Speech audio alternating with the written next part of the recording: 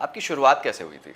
I participated in cooking competition called Rasoini Maharani, which Okay. happens on that time it was happening on ETV Gujarati, okay and now it is shifted on Colors Gujarati.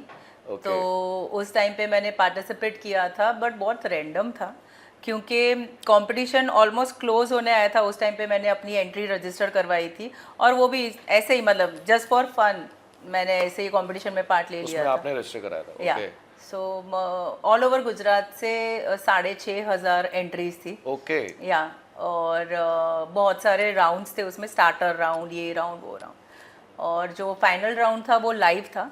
Ahmedabad में एक बहुत famous hall है, ठाकुर भाई hall, if you might I know. Heard about it. वहाँ पे live cooking का एक session था, वहाँ पे आई वॉन द टाइटल। ओके या सो ये कौन सा साल था? 2008। 2008 ओके। तो उसमें आपने पार्टिसिपेट किया, और ये मतलब जो होता है ना, जैसे सबसे पहले कि कोई चीज़ के लिए अप्लाई करना है, स्पेसिफिकली अबाउट फूड कुकिंग, एक बचपन से शौक था आपको? हाँ, क्या होता था कि मम्मी जब भी घर पे नहीं होती थी, पहले तो छोटे भाई के लिए मैं खाना बनाती थी। धीरे धीरे ऐसा हुआ कि मैं जो भी बनाती थी ना, लोग तारीफ करने लगे कि यार ये Okay. बहुत अच्छा बना है, ये बहुत अच्छा। तो अंदर से थोड़ा और पैशन जगा के, यार बहुत तारीफें मिलती है तो कुछ और मोटिवेशन बना। और मिला या कि कुछ इस पे कर सकते हैं। Yes. तो आपने 2008 में उसके लिए अप्लाई किया, जो गुजरात फूड टाइटल है उसके Yeah. लिए आपने अप्लाई किया, एंड यू वन दैट। या ओके तो जैसे ही आपने वो चीज जीती, एक हिसाब से अभी की जो लैंग्वेज में कह सकते हैं रियलिटी शो, Yeah. एक रियलिटी शो आपने जीत लिया। True. उसके बाद डेफिनेटली कई ऐसी अपॉर्चुनिटीज आई होंगी आपको, यू नो मन में 100 चीजें चलती है, यार अब ये कर सकते हैं। So what exactly you did after that? तो जब मैंने वो टाइटल जीता तब मुझे खुद को नहीं पता था कि अब मैं नेक्स्ट क्या करूँगी। ओके तो उसके बाद रसोई शो जो जहाँ पे मैं ये टाइटल जीती थी, उन लोगों ने मेरे को अप्रोच किया कि आप एक एज अ कुकिंग एक्सपर्ट हमारे शो में आपकी रेसिपीज दिखाना शुरू करो। ओके आई गॉट कन्विंस कि हाँ चलो ठीक है। फिर 1 साल हो गया, 1.5 साल हो गया, मैंने 1.5 साल तक अपनी रेसिपीज़ वहाँ पे दिखाई, और फिर सडनली मुझे ऐसा होने लगा कि व्हाट एम आई डूइंग, मतलब रोज़ जाना, बस एक रेसिपी बनाना, वापस आ जाना। मेरे को पहले से ऐसा था कि मैं कोई काम कांस्टेंट एक ही लेवल पे नहीं कर सकती, मतलब थोड़े टाइम के बाद लगता है फिर कि अपग्रेड करने का समय आया था। Correct. और थोड़ा मोनोटोनस भी हो जाता है कभी कभी। हम चलो पैशनेटली कोई चीज शुरू कर देते हैं, बट एक सा एक रूटीन हो जाता है, तो लगता है यार अब कुछ नया, you know it's time to do something new. Because you need to upgrade in anything, like वो Right. टेक्नोलॉजी हो या रियल लाइफ हो, you need to upgrade yourself. ऐसे कहते हुए ना that change is the only constant in the universe. Yes. तो अपने आप को बदलते रहना चाहिए, कुछ ना नई नई Of चीजें course. ट्राई करती रहनी चाहिए। वरना फिर आप दुनिया के साथ कनेक्टेड नहीं रहते और लगता है कि you are not upgraded, right right right like Gen Zs. वो तो एक अलग ही फेज हो गया। Correct correct. नहीं जेंजीज तो वो मैं क्या ही बोलूं, मतलब I consider myself as lucky that I was born in 90s, कि मैंने दुनिया देखी हुई है और ये वाली दुनिया देख रहा हूँ अभी। सही है। एनीवेज जोक्स बहुत अपार्ट। सही, yeah. सो उसके बाद जैसे आपने I am coming on that, you started your studio, और जिस तरह से आपने प्रोडक्शन वगैरह शुरू किया, yes. Talking about the food industry overall, चाहे वो रेस्टोरेंट हो, आज के समय में एक और टर्म आ गया क्लाउड किचन, आपने कहीं ना कहीं कोई कमी देखी उस समय जब आपने शुरू किया? जैसे आप, मैं I am talking about your studio, आपने सब प्रोडक्शन वगैरह शुरू किया, आपने क्या कमी देखी इंडस्ट्री में कि लोग अपना, जैसे होता है ना, एक आप फूड इंडस्ट्री में एंटर कर रहे हो, अच्छा खाना बनाना that is good, but business करने के लिए that is not enough. Okay. So whatever the you know what you felt about this particular industry? कहाँ कमियां देखी आपको उस समय पे?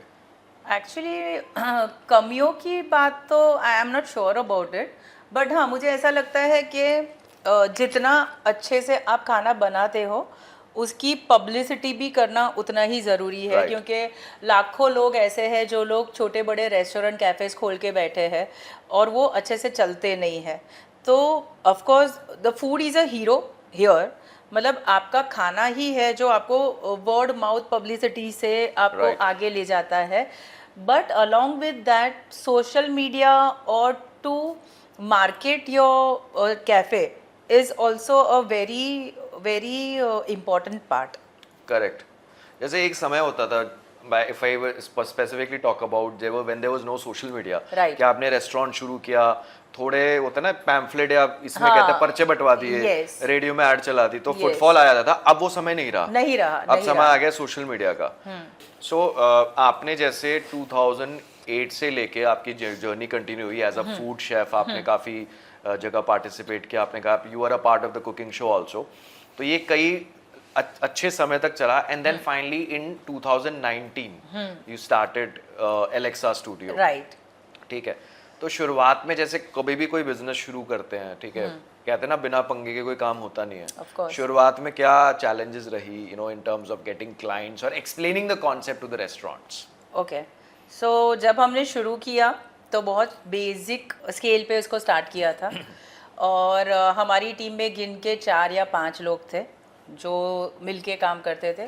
2 मार्केटिंग का, 2 शूट का और हम 2 ओनर्स थे तब। We are 2 founders. बहुत ही छोटे से स्केल पे हम लोग कहाँ से शुरू करें हमें तब पता ही नहीं था एक्चुअली। जस्ट एक बंगलो था जो हमने रेंट पे ले लिया और हमने कंपनीज को अप्रोच करना शुरू किया कि हम कुछ ऐसा लेके आए हैं।